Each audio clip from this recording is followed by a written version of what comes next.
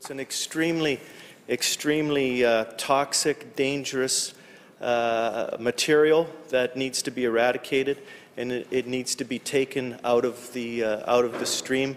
Modern technology has certainly replaced asbestos with other formulas that are equally as good in fire retardant and fire prevention, and that's the direction that we need to go. So many workers in industry then and today are still being exposed to it. Some by accident will come by asbestos, not understanding that it's asbestos, and will be exposed to it. A lot of workplaces have been tested and have been found to have high degrees of asbestos in there because of insulation that has broken loose and broken open, and the particulates will float through the air.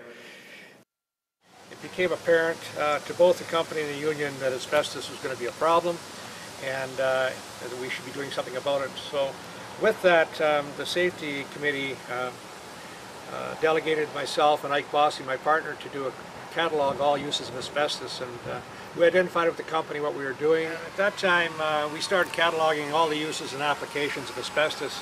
We started up in Warfield, and we got about 2/3 of the way through the plant when Kenny Giorgetti and Guy Downey called us in, and we had a meeting with the company, and they put together an asbestos removal program at Caminco.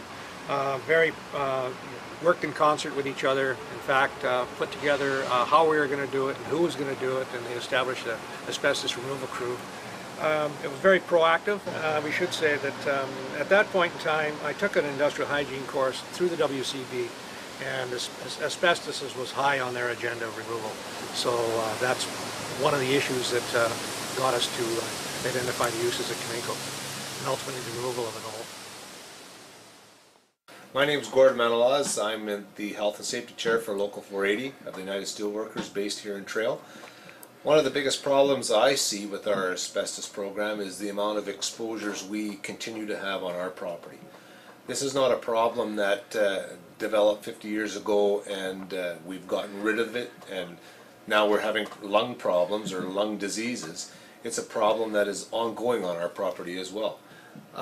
In my opinion, we haven't done a very good job of managing our asbestos program. Up until now, we've sort of adopted a program of just to fix and not remove. And in my opinion, we need to donate more personnel to our asbestos program. We need to donate more money to our asbestos program. We need to take on a program that removes all the asbestos and gets rid of it off our property. I think that's the only way that we'll be able to stop our exposures. We've had upwards of 50 exposures so far this year due to asbestos. It is not a problem that's going to go away. So I hope that this company will realize that it's a serious problem, not only with pensioners of the past, but for current employees. And our current employees with these asbestos exposures are going to have significant problems somewhere down the line. And now to see, you know, a man in his 50s with a young family and grandchildren, and to see what he has to go through just to walk somewhere, just to get by, and the pain that he suffers, it's a terrible exposure.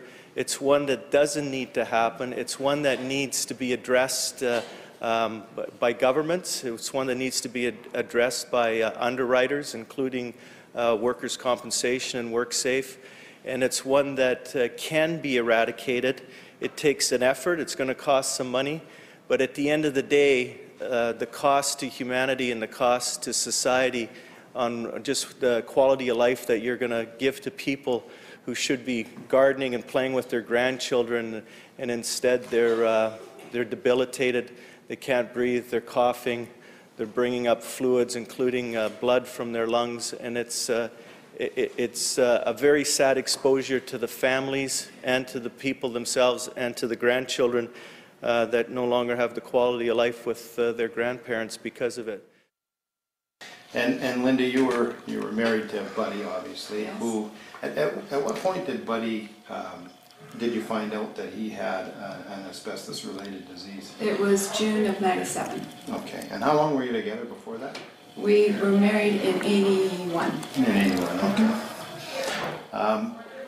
And how did that affect things? I mean, obviously once you found out. I think the most difficult part was telling the kids. That was the hardest. Yeah. Because how do you tell your kids their dad's going to die? You know, and we had to tell them. You can't not, you know, tell them the truth about it. He was how old again when he was diagnosed? 50. 50 years old. From the time he was diagnosed until things really got serious. When he passed away, you mean? Yeah. He passed away in 2000, so 3 years. 3 years. 3 years, and that quality of life was absolutely horrible. Actually, once he had his surgery done, he was good for maybe a year and a half, and he was really good. But then the shortness of breath started and everything else. So he had good quality once he had the surgery, but I mean, it wasn't a guarantee. You're just, you know, getting extra time. That was it. We were sent over to Kelowna. They did a biopsy, and that was the result of the biopsy. Okay, and that was mesothelioma? Yes. Okay. We got a Christmas card at Christmas addressed to Bud, which I absolutely flipped out on after he passed away. So I had to do some detective work to find out who sent it. So that was upsetting for me, but the reason I did it was because I didn't want somebody else to have to go through the same thing, because it's very upsetting that somebody that you worked for wouldn't know that. Yeah, after all those years. That you know what, that just is incredible to me. That It they is. do that. It is. And it's not a big, we were not in a big town. I had got, you know, Gail Heslop. She came with me when we had to sign papers and everything to Caminco, and one of the papers was that I had to sign was saying that Caminco was not responsible for what had happened to him. And I looked at them and I said, you gotta be kidding me. I have to sign that piece of paper saying that you guys didn't do this? I would not sign. They said, well, then we have to hold his last paycheck. I said, you can have his last paycheck, I don't care. But I will not sign that piece of paper. That's incredible. It is That incredible. Is absolutely incredible. And they'll deny it, I'm sure. Yeah. They'll deny it. But that's the honest to goodness truth. Because Gail was with me, and she says, well, maybe you should sign. I said, I'm not signing. For what? When it's a lie. You know, it's...